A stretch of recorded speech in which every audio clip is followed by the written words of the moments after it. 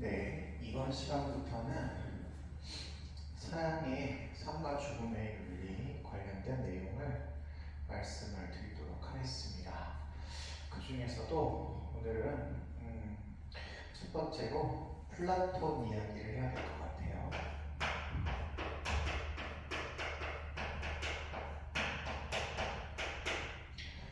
플라톤은 소크라테스의 제자였고 플라톤의 제자는 아리스토텔레스였습니다. 그래서 이렇게 연결되어져 있는 그런 관계의 사제지간이라고 생각하시면 되겠고요. 소크라테스는 아시다시피 글을 남기신 분이 아니시기 때문에 서양 윤리의 시작이다 그러면 플라톤부터라고 생각하셔도 괜찮을 것 같습니다. 그 정도로 플라톤이 서양 어떤 사상, 철학에서 미친 영향은 굉장히 크다 이렇게 생각해 볼 수가 있어서 플라톤의 죽음, 삶 이런 얘기를 확인하기 위해서 조금 전반적인 말씀을 드려야 될 것 같아요. 그 중에서 세계관을 먼저 좀 볼 텐데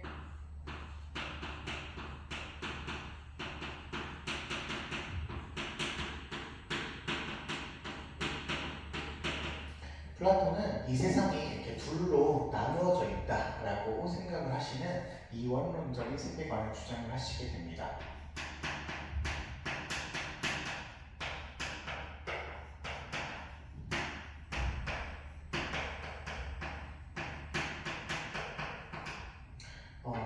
이 이야기를 하시게 된 배경에는 선생님 생각에 소크라테스라는 스승님의 그 상황이 좀 들어갔다고 생각을 하는데요.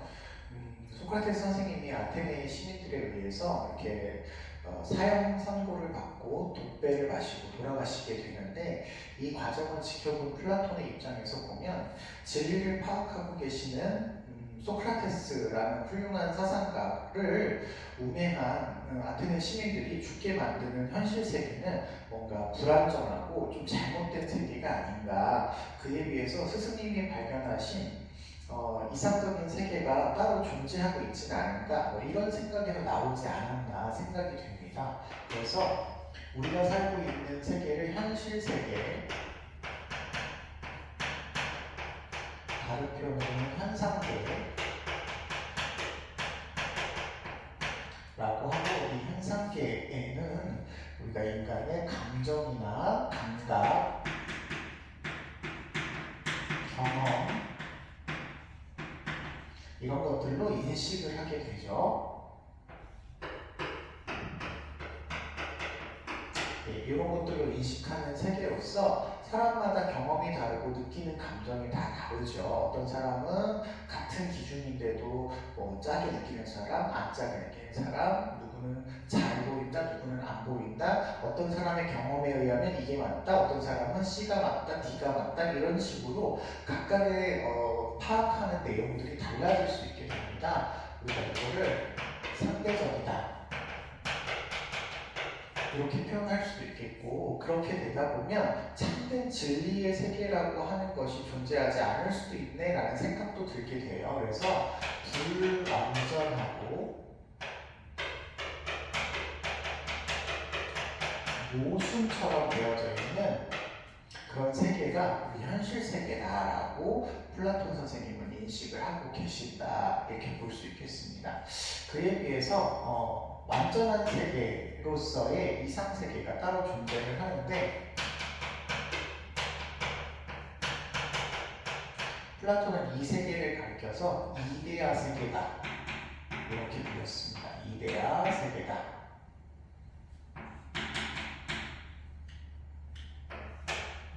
이데아 세계는 현실에서 어떻게 파악하냐면 인간의 영혼으로 이성과 영혼의 활동으로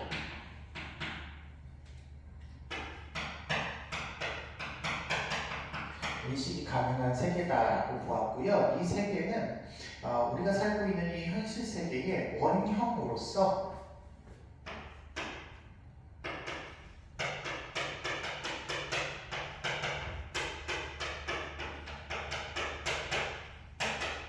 원래 모습이다 이런 거죠. 원래 모습으로서의 이상세계가 따로 존재를 하고 있고요.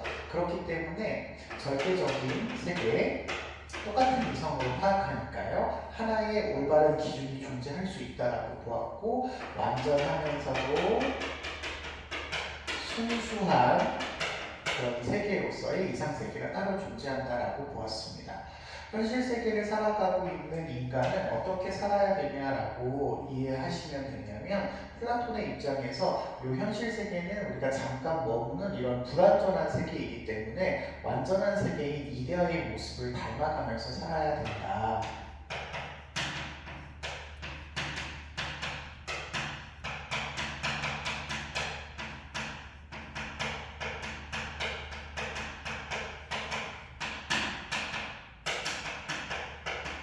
이걸 추구하는 것이 이제 세계관으로서의 어떤 플라톤의 입장이다라고 본다면, 요걸 이제 인간에 적용해가지고 인간의 어떤 삶과 죽음 이런 것들이 어떻게 생겨나느냐에 관한 설명을 좀 이해하려면 영혼상분설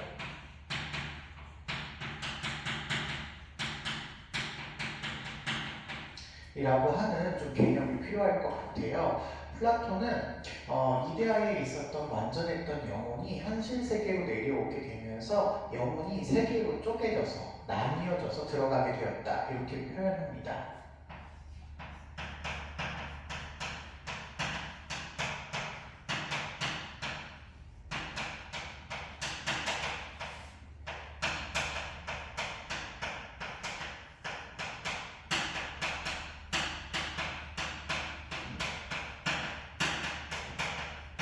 육체의 세 부분으로 나뉘어서 들어가게 되었다, 이렇게 표현을 하고 계세요. 그래서 완전했었던 영혼이었는데 육체의 세 부분으로 쪼개지니까 아무래도 불완전해졌겠죠. 그 불완전해진 영혼이 각각 들어간 육체의 장소가 어디냐면 머리, 그리고 가슴, 그리고 배, 팔다리, 사지라고 표현할게요. 로 들어가게 된다라고 이야기하시고요. 머리로 들어간 영혼을 밝혀서 플라톤이 이성이라고 보았고, 가슴으로 들어간 영혼이 기대, 사지로 들어간 영혼이 욕망이라고 보았습니다. 이렇게 세 가지 부분으로 쪼개져서 들어가니까 불완전하고 뭔가 문제가 있는 그런 모습으로 등장을 하죠. 그런데 이데아를 모방해서 살아가기 때문에 이 영혼이 가지고 있었던 이데아에서의 생활을 위해서는 이성이라고 하는 부분은 지혜라는 덕이 필요하다라고 봤고요. 기계라고 하는 부분은 용기라는 덕이 필요하다라고 보았고, 욕망이라고 하는 부분은 절제라고 하는 이데아에서의 덕을 요구한다라고 이해하고 계셨어요. 그래서 이 세 부분이 각자의 역할을 잘하는 조화를 이룰 때 이상적인 인간으로서의 모습이 나타날 수 있겠다라는 말씀을 하시게 되는 거죠. 자, 그런데 그 중에서도요, 이데아에 대한 기억을 그래도 제일 많이 가지고 있는 것이 이데아에 대한 지혜를 획득할 수 있는 이성이라고 보았습니다. 그래서 다른 부분들, 가슴이나 사지에 해당하는 욕망과 기계라는 영혼은요, 이성의 명령에 따라야 된다.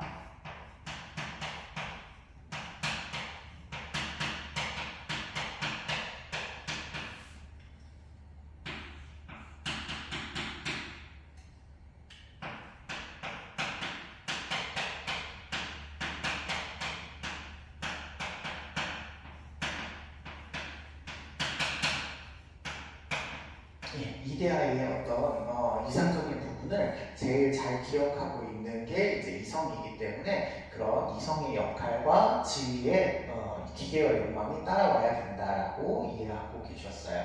요걸 그대로 국가와 정치 생활에 적용을 하시게 되는데요.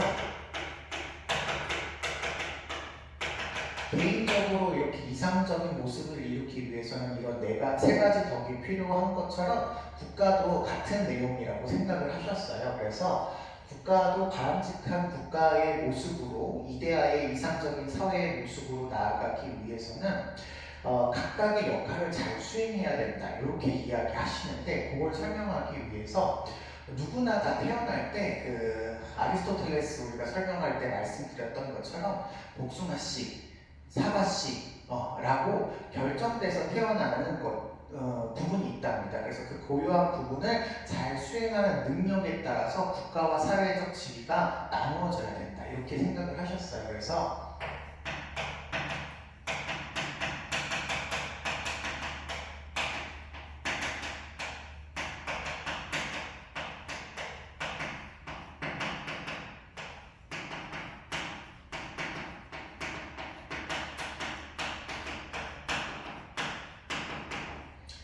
우리가 정치적이고 사회적인 생활을 할 때 자신의 어떤 능력에 따라서 그런 지위와 역할을 부여해야 된다라고 보시게 되었습니다. 그때 나누어지는 그 국가의 역할, 사회의 어떤 지위는 플라톤 선생님 세 가지 정도로 파악을 하시는데, 첫 번째가 통치자 이고요. 이 통치자의 같은 경우는 나라를 운영하는 그런 역할을 하셔야 되는 거죠. 운영하는 최고의 역할을 하셔야 되겠고요. 그 다음에 이제 방위자라고 해서 이 통치자를 도와서 나라를 지키는 역할을 한답니다.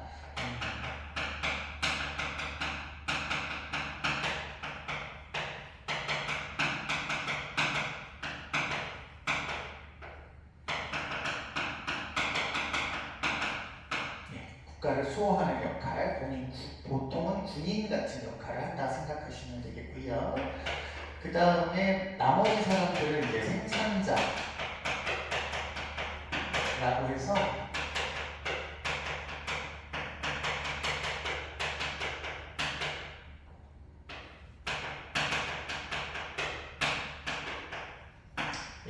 물질적인 어떤 생산을 통해서 경제적인 수요를 창출하는 그런 사람들로서 이렇게 세 가지 역할이 구분된답니다. 이게 이제 플라톤의 교육을 통해서 이렇게 선발을 하게 되는데요. 전반적으로 이렇게 교육을 시킨 다음에 그 중에서 우수한 사람 뽑고, 그 다음에 또 교육시켜서 우수한 사람 뽑고, 이런 형식으로 나아간다고 생각하시면 돼요. 그래서 제일 중요한 역할을 하는 이 국가를 운영하는 통치자의 경우에는 이데아에 대한 지혜를 가지고 국가를 통치해야지만 바람직한 이상국가를 실현할 수 있다고 보았기 때문에 통치자에게는 지혜라는 덕이 요구된다.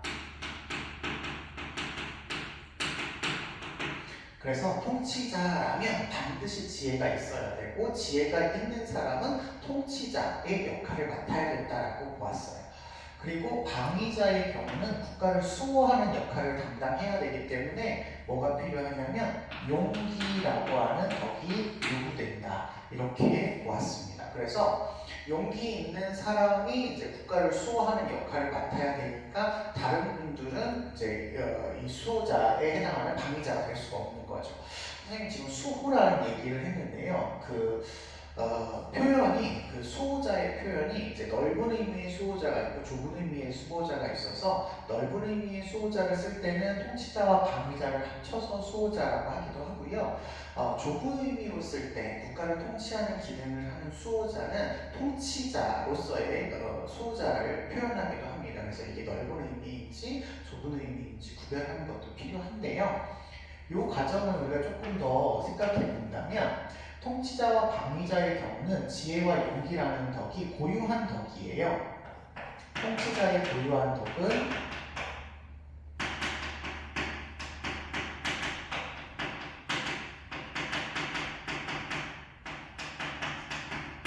지혜이고요. 그리고 수호자의, 방위자의 고유한 덕은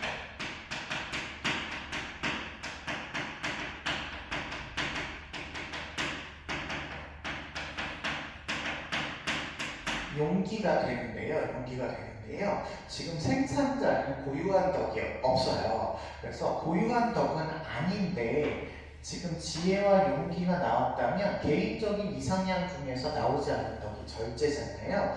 이 절제라고 하는 덕도 필요하다라고 보았고, 절제라고 하는 덕은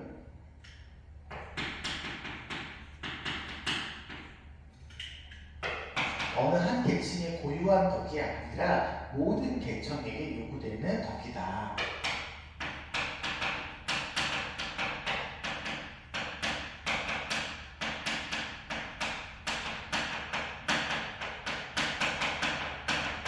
이렇게 기억해 두시면 좋겠습니다. 때에 따라서는 여기 생산자에다가 절제의 덕을 이렇게 도식으로 표현하는 경우도 있는데요. 뭐 생산자도 절제의 덕이 필요로 하기 때문에 여기 연결할 수는 있겠으나 오해하시면 안 되는 건 절제라고 하는 덕이 생산자의 고유한 덕은 아니고 통치자나 방위자에게도 필요한 덕이다라는 것을 기억하셔야 되겠습니다. 또 하나가 이데아에 대한 지혜를 잘 가지고 있는 게 이성이라서 기계와 욕망이라고 하는 영혼의 부분은 이성의 명령을 잘 따라야 된다고 했기 때문에 국가를 잘 운영하기 위해서는 국가에 대한 운영에 대한 지혜를 가지고 있는 통치자의 명령에 방위자와 생산자가 잘 따라야 돼요.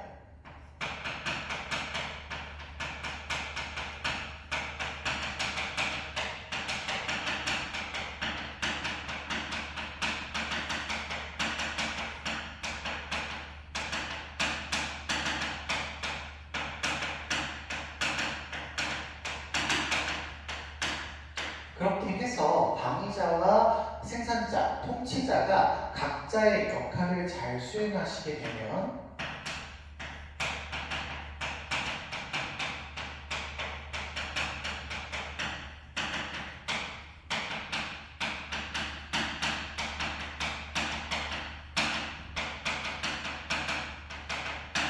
수행하게 되면 사회적인 덕으로서 정의의 덕이 출현한다라고 보았습니다. 그러니까 이상적인 사회라고 하는 것이 이루어지기 위해서는 정의라고 하는 덕이 나타나야 되어야 되는데 이 정의라고 하는 덕을 위해서는 각자가 각자의 역할을 잘해서 세 가지 절제, 용기, 지혜라고 하는 덕을 각 계층에서 잘 발휘할 때 사회적으로도 이상적인 사회인 정의로운 사회, 이상국가를 실현할 수 있겠다라고 플라톤 선생님은 생각을 하고 계셨다라고 생각해 보시면 되겠습니다. 그 중에서도 통치자에 대한 내용만 제가 좀 따와서 따로 볼게요. 뒤에서 배워야 되는 거지만 통치자가 지혜를 갖춘 사람이 통치해야 된다라고 이야기하고 계시기 때문에 철인 정치, 철인왕 정치를 주장을 하시는데요. 말 그대로 철인이라고 하는 거는 현명한 사람이란 뜻이에요. 그래서 지혜를 갖춘 사람이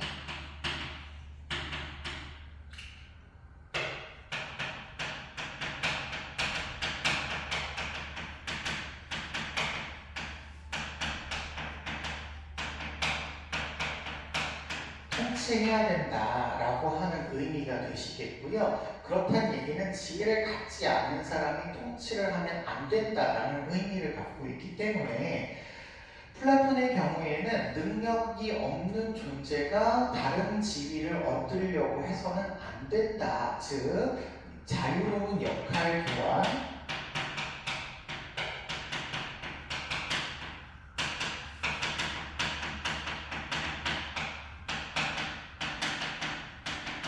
자유로운 직업 선택에 반대하시고 그리고 아테네 당시의 정치 체제가 모든 시민이 돌아가면서 정치를 하는 민주주의 체제였거든요. 민주주의 체제도 반대를 하십니다.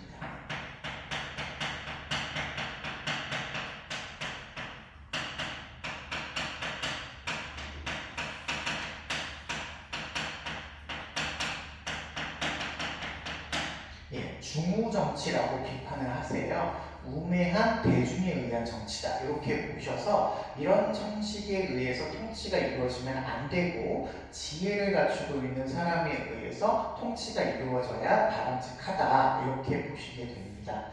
따라서 이 지혜로운 사람이 통치에 전념할 수 있도록 사회적인 시스템도 마련해 주셔야 되는데요. 그 중에 이제 부패 방지를 위한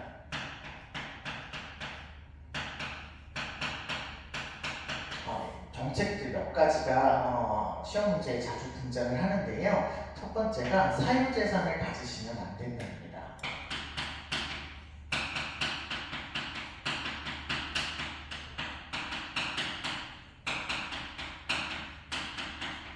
만약에 사유재산이 있다면 개인을 위한, 개인의 이익을 위한 정치로 전락할 수 있기 때문에 사유재산을 갖는 거에 대해서 반대하셨다라고 보시고요.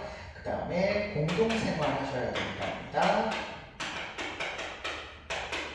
공동생활, 자녀가 만약에 생기면 공동양육도 필요하다, 이렇게 보시고 있으셔서 작년 3월달 시험 문제에 통치자와 공동생활을 하냐 이런 문제가 나왔는데요. 이 공동생활을 설명할 때 플라톤이 이제 군인과 같은 공동생활 이렇게 표현을 하거든요. 그래서 방위자도 공동생활을 하기는 한다라는 개념으로 알아두시면 좋겠습니다. 여기까지가 이제 기본적인 플라톤의 얘기였다면 우리가 알아야 되는 죽음과 관련해서 플라톤은 어떻게 생각하는지를 좀 살펴보도록 할게요. 일단 플라톤이 죽는다 그런 건 육체가 죽는 거고 영혼이 죽는 게 아니랍니다. 그래서 플라톤은 영혼 불멸설을 주장을 하세요.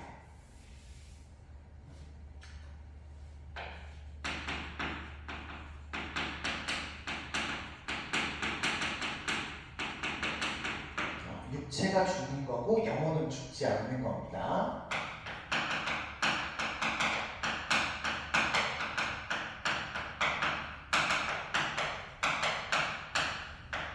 그러면 그 영혼은 어디로 가냐면요, 영혼은 이데아로 돌아간답니다.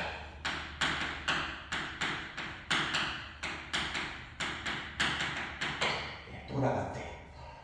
그렇기 때문에 플라톤에게 있어서도 불교 사상과 마찬가지로 현실에서 죽으면 다음 세계로 넘어간다 라는 관점을 가지고 있어서 우리가 문제를 풀 때 내 세계에 대해서 인정을 하고 있다라고 하는 것으로 이해해 주시면 좋을 것 같고요. 죽는다라고 하는 건 육체에서 벗어나서 영혼이 이데아로 들어가는데, 이데아는 보통 이상적인 세계고 참된 세계이자 원형이잖아요. 그래서 현실 세계에서 제대로 인지할 수 없었던 것들을 이제 죽게 되면 잘 인지하게 되는 계기가 됩니다. 그래서 플라톤의 표현으로는 육체라는 감옥에서 벗어난다,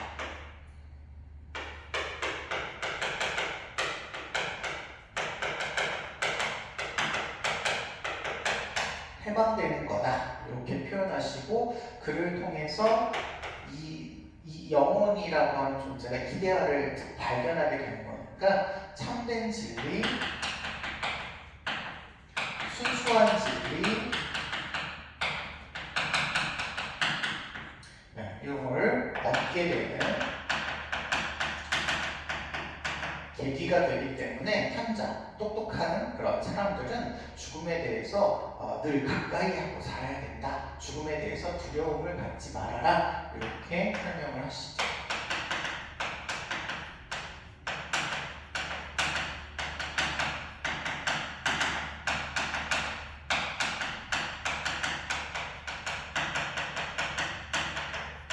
이걸 강조하시는 게 이제 플라톤의 죽음과 관련된 내용이다, 이렇게 알아두시면 되실 것 같습니다.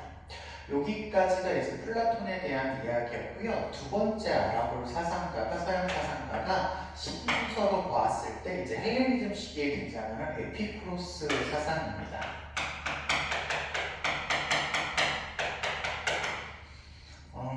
에피쿠로스는요, 우리 스토아파 배울 때 나타났던 헬레니즘 시기에 같이 등장했던 사상이에요. 스토아파가 대부분의 어떤 사상적인 영역을 차지하고 있었다면 에피쿠로스는 어떤 소수의 영역이었다고 볼 수 있는데, 이 사람들의 얘기도 좀 기본적인 얘기 몇 가지를 해드려야 되는데, 첫 번째가 원자론이 되겠습니다.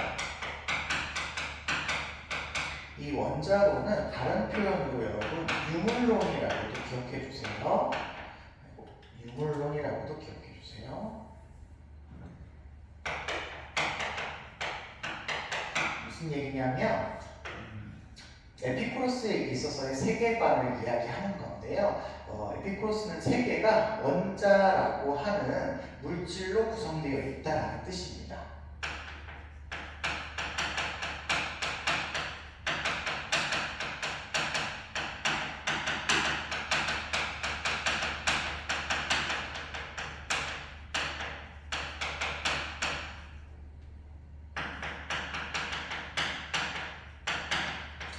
이렇게 원자라는 물질에 의해서 이 세상 모든 만물들이 다 만들어졌다 이렇게 보고 있는데요. 간혹 에피쿠로스에서도 영혼 얘기할 때가 있거든요. 그 영혼이라고 하는 것도 육체적인 요소나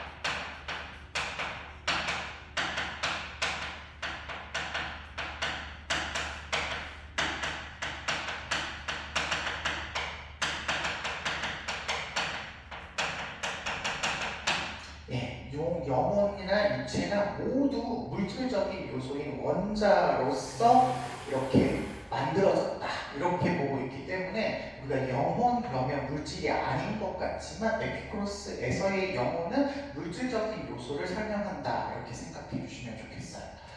두 번째 에피쿠로스에서 파악해야 되는 것은 이제 윤리적인 관점인데요. 에피쿠로스는 쾌락주의라고 부르기도 해요. 우리가 쾌락주의를 어디서 배우셨냐면 공리주의 할 때 배우셨잖아요. 그때 쾌락주의의 원조라고 볼 수 있는 게 바로 에피쿠로스입니다. 그래서 에피쿠로스를 우리나라에서 부를 때는 에피쿠로스 학파를 쾌락주의 학파라고 부르기도 해요.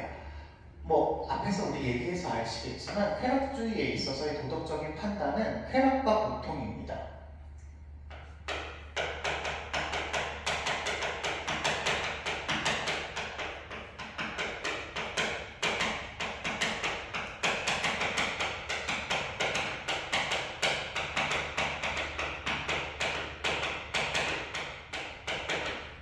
그래서 쾌락을 산출하면 선이고 고통을 산출하면 악이다 이고요. 공리주의가 아니기 때문에 고통의 총합, 쾌락의 총합 이런 것들을 하지 않는다고만 알고 있으시면 됩니다. 다만 이 쾌락을 추구함에 있어서 쾌락은 증가시켜야 되고 고통은 줄여야 되는 것들이거든요. 그래서 소극적인 쾌락이라고 해서 우리가 추구하는 쾌락을 조금 나누어서 보거든요. 우리가 어떤 쾌락을 추구했을 때 그 쾌락이 굉장히 오랫동안 지속이 되느냐 혹은 그 쾌락을 추구함으로 인해서 우리에게 고통이 올 수도 있는 쾌락이 있지 않을까 이렇게 생각을 한 거예요. 그래서 소극적인 쾌락이 같은 경우에는 육체적인 쾌락이나 물질적인 쾌락 같은 것들이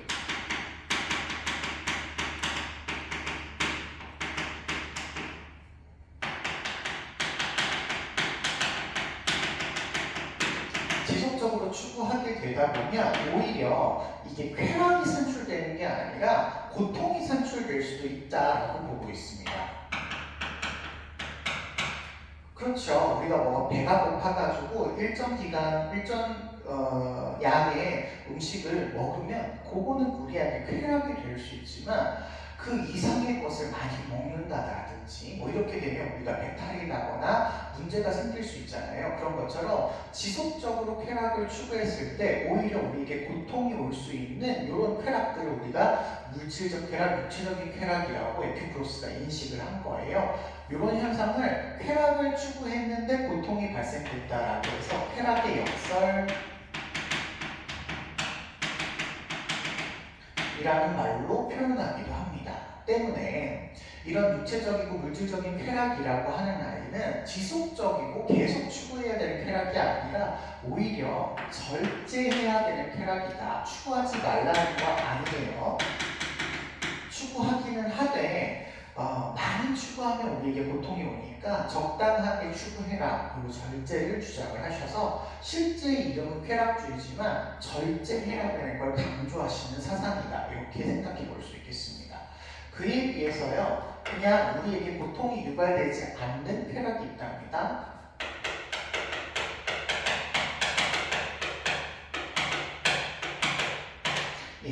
그런 건 바로 영혼의 쾌락, 정신적 쾌락인 거죠. 이런 쾌락은 추구를 많이 하거나 지속적으로 하나 해도 우리에게 고통을 유발하지 않기 때문에 에피쿠로스가 봤을 때 이게 진정한 쾌락이다.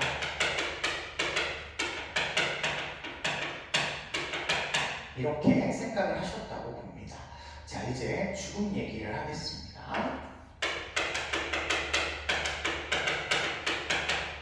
자, 에피쿠로스에서의 죽음이라고 하는 건요, 우리가 앞에서 원자로 이야기를 했잖아요. 그래서 태어나고 죽는 것이라고 하는 게 원자론에 입각해서 설명을 하게 됩니다.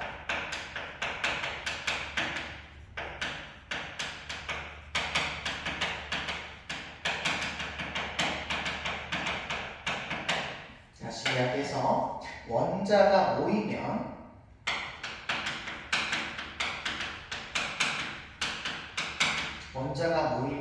삶이 되는 거고요.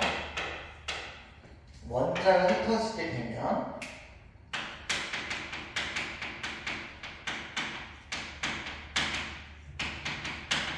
죽음이 되는 건데, 이 원자에 흩어진다라고 하는 건 물질적인 요소로서의 원자가 흩어지는 거니까 소멸이라고 표현하기도 하거든요. 요거 같은 표현이다라고 알아두시고, 이렇게 되면 이거는 죽음이다 라고 인식을 하게 됩니다.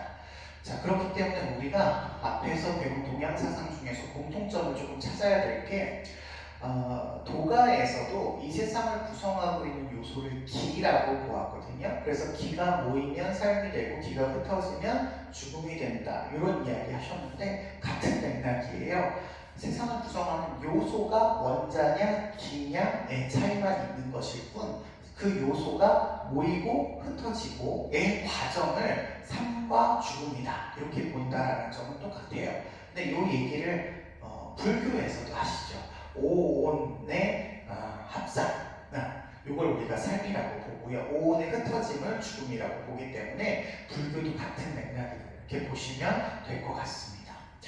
자, 그렇게 생각을 해요. 자, 그렇다 보니까 이분이 죽음에 대해서 어떻게 생각을 하시냐면, 당시의 사람들은 죽음을 굉장히 두려워했어요. 일단 에피쿠로스가 쾌락주의이기 때문에 우리 인간이 극복할 수 없는 고통 중에 하나가 죽음이라고 본 거예요. 그래서 이 죽음이라고 하는 문제가 인간에게 크게 영향을 줄 것 같은데 어떡하나, 이 문제를 해결하지 않으면 안 되겠는데 라고 생각을 했는데, 잘 생각해 보니까 죽음이라고 하는 것은 우리가 뭔가 알고 느끼는 건 쾌락과 고통이라는 이 감각을 통해서 유일하게 우리가 알 수 있거든요.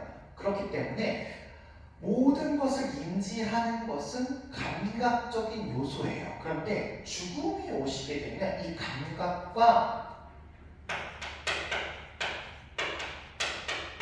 원자가 흩어짐으로 인해서 우리를 구성하고 있었던 원자가 흩어지니까 우리는 더 이상 감각할 수 없게 됩니다.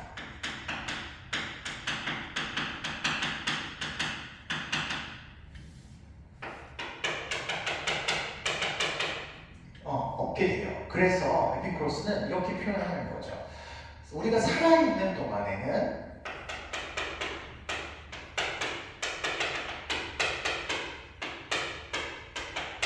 죽음이 오지 않은 거고요.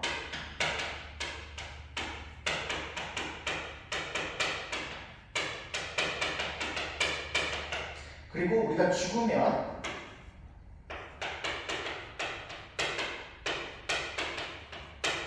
우리의 감각이 소멸하기 때문에 죽음을 경험할 수가 없습니다.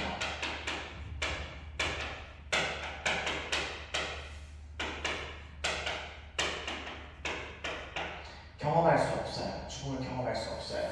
때문에 에피쿠로스는 삶과 죽음에 있어서 이 죽음이라고 하는 존재는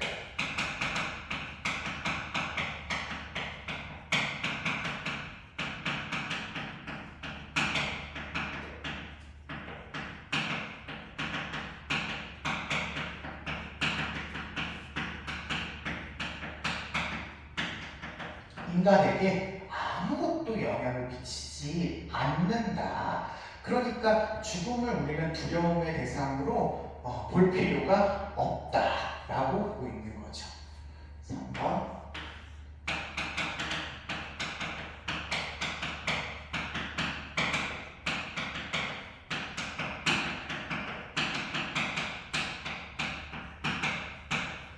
네, 죽음은 두려움의 대상이 아니다.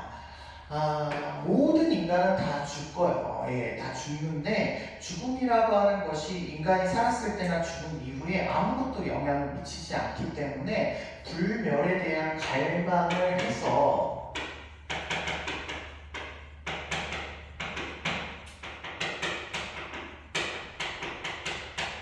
고통스럽게 세상을 살아가는 것보다는 죽음이 우리에게 아무것도 아니다라는 인식, 지혜를 통해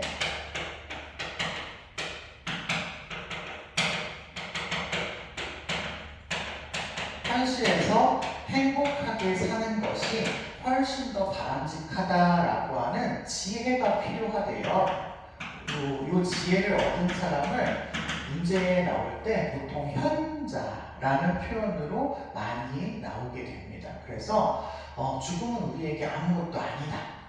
고통도 아니고 아무것도 느낄 수 없는 그런 상태이기 때문에 두려움을 갖지 말고 현실에서 행복한 삶을 살아야 된다라고 하는 것이 에피쿠로스의 사상이 되시겠습니다.